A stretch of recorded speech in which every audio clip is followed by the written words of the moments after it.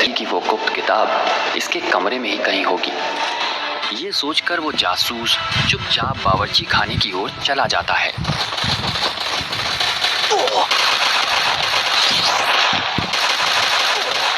Dear listener, अगला episode इस कहानी का आज का आखिरी फ्री एपिसोड होगा।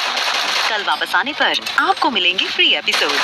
कहानी को बिना रुकावट सुनने के लिए आप खरीद सकते हैं पॉकेट एफएम कॉइन।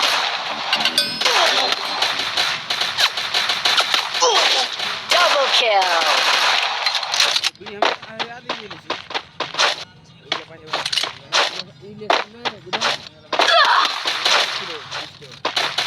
अब वो जासूस मौके की तलाश में था कि कैसे ऊपर जाकर धृति के कक्ष से वो किताब उठा ले।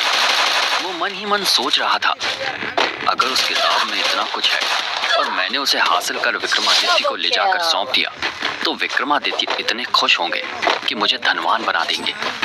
ये सोच सोच कर जैसे उसके मुंह में पानी आ रहा था, उसने ठान लिया था कुछ भी हो जाए, आज रात धृति के कक्ष से वो किताब चुरानी ही पड़ेगी। जहां रसोई घर में वो जासूस अपनी योजनाएं बना रहा था, वहीं इस बात से बिल्कुल बेखबर सिद्धार्थ, धृति, देवदत्त और रक्षा सब मिलकर एक साथ भोजन कर रहे थे।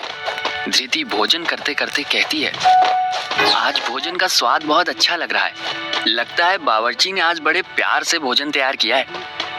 रक्षा भी भोजन करते हुए कहती है, आप बिल्कुल सही कह रहे हो, आज भोजन का स्वाद बहुत निराला है, या शायद आप दोनों के आने की खुशी में ये भोजन हमें इतना अच्छा लग रहा है।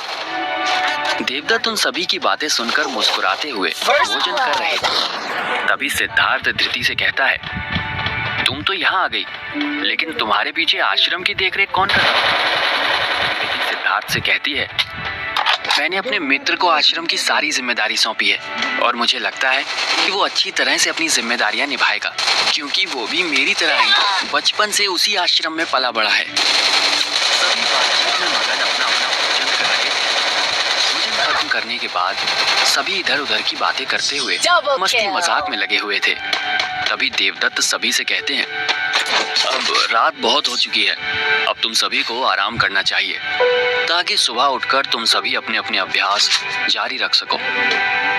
वहीं देवदत्त रक्षा से कहते हैं, रक्षा, तुम्हारी दवाइयों का वक्त हो चुका है।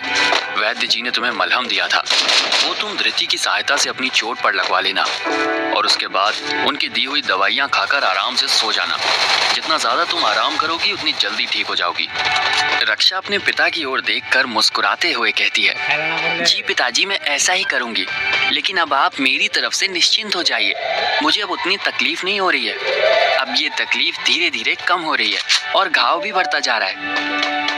रक्षा की बातें सुनकर देवदत्त उसकी ओर देखते हुए उसके सिर पर हाथ फेरते हुए कहते हैं, हाँ, मुझे मालूम है कि तुम बहुत बहादुर हो, लेकिन अपने शरीर का ध्यान रखना एक योद्धा के लिए बहुत जरूरी होता है। एक स्वस्थ शरीर योद्धा का सबसे बड़ा हथियार होता है, इसलिए अपना भरपूर ख्याल रखो ताकि तुम जल्द से जल्द पूरी तरह से स्वस्थ हो जाओ।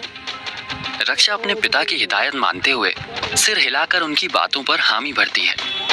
वहीं देवदत्त सिद्धार्थ की ओर देखते हुए कहते हैं, सिद्धार्थ, अब ये परेशानी टल चुकी है, कल से तुम्हें भी अपने अभ्यास पर लग जाना चाहिए। फिर वो धृति की ओर देखकर कहते हैं, और धृति, तुमसे भी मुझे यही उम्मीद है। सभी की ओर देखते हुए वो एक बार फिर कहते हैं, तुम बच्चों के सामने अभी पूरी जिंदगी पड़ी है और तुम सब में एक वीर योद्धा बनने के गुण हैं।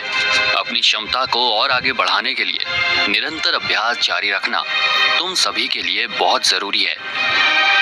सभी देवदत्त की बातें बड़े ध्यान से सुन रहे थे। उसके बाद देवदत्त अपने स्थान से उठ जाते हैं। उन्हें उठता देख बाकी सभी अपने अपने स्थान से उठ जाते हैं और अपने अपने कक्ष की ओर जाने लगते हैं। जासूस छिपकर ये सब बड़े ध्यान से देख रहा था। रक्षा क्योंकि खुद पूरी तरह चलने में असमर्थ थी, इसलिए धृति उसे सहारा देकर ऊपर सीढ़ियां चढ़ाने लगती है। सिद्धार्थ भी उन दोनों के पीछे पीछे जा रहा था और जासूस मेज पर से थालियां उठाने के बहाने रक्षा और धृति को बड़े गौर से देख रहा था। तभी जासूस को थालियां उठाते देख देवदत्त ऊपर से आवाज लगाते हैं, सुनो बावर्ची। उनकी आवाज बहुत कठोर कठोर थी। ऐसा सुनते ही जासूस एक पल के लिए तो डर जाता है और उसके हाथ से कांसे का ग्लास नीचे गिर जाता है। फिर वो हड़बड़ाता हुआ उस ग्लास को उठाकर रखता है और धीरे से अपना सिर ऊपर उठाकर देखता है। वो देखता है कि ऊपर मुंडेर पर खड़े देवदत्त उसे घूर घूर कर देख रहे हैं। उसके तो जैसे पसीने छूटने लगते हैं। उसे ऐसा लगता है जैसे उसकी चोरी पकड़ी गई और वो देवदत्त की नजरों से बच नहीं पाएगा। डर के मारे उसके हाथ पैर कांपने लगते हैं। वो अभी सोच ही रहा था कि अगर देवदत्त नीचे की ओर आगे बढ़े तो वो दौड़ता हुआ हवेली के दरवाजे से बाहर निकल जाएगा। तभी देवदत्त उससे कहते हैं, जल्दी जल्दी अपना काम खत्म करो और उसके बाद कुम्हारी रक्षा के लिए एक गिलास गर्म दूध लेकर उनके कक्ष में पहुंचा देना, क्योंकि वैद्य जी ने दवाइयां दूध के साथ लेने के लिए कहा है। जासूस जैसे अभी भी सदमे से बाहर नहीं आया था, वो घूर घूर कर बस देवदत्त को देखे जा रहा था। देवदत्त उससे फिर कहते हैं, सुनाई नहीं दे रहा मैं क्या कह रहा हूँ?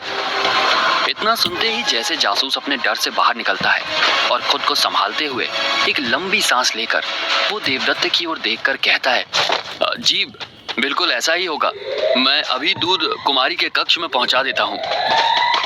जासूस मेज पर से बर्तन उठाकर पीछे पलटकर जाने ही वाला था कि ऊपर से देवदत्त फिर आवाज लगाते हैं, लेकिन एक क्षण रुको।